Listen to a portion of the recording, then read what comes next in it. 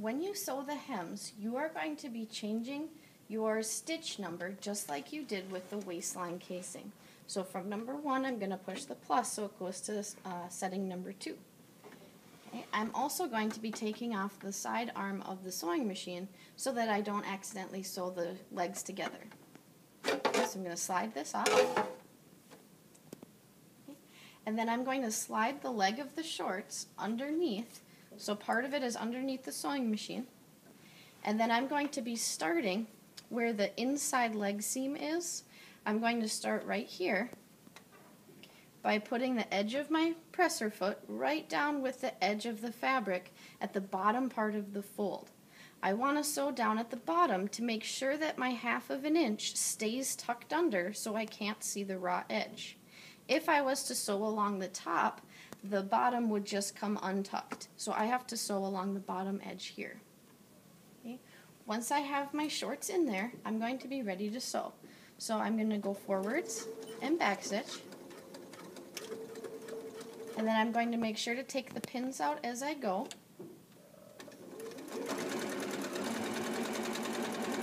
And I'm just sewing a straight line all the way around, and I don't have to leave an opening this time because there's no elastic to go through here.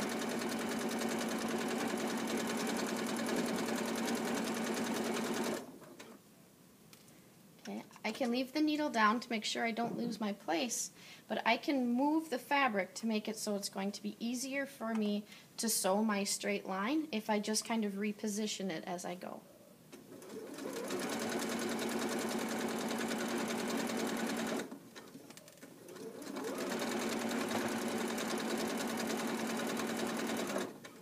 As I'm sewing, I'm checking to make sure that the edge of my foot, the presser foot, is right along the folded edge of my fabric.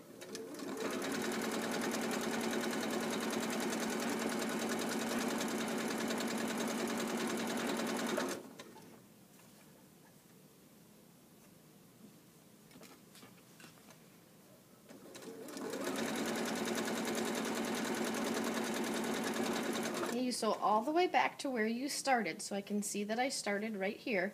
So I'm going to make sure that the line connects all the way to the other one, and then I can backstitch right on top of where I backstitched in the beginning. Okay. Then I can take my shorts out of the sewing machine and do the exact same thing to the other leg.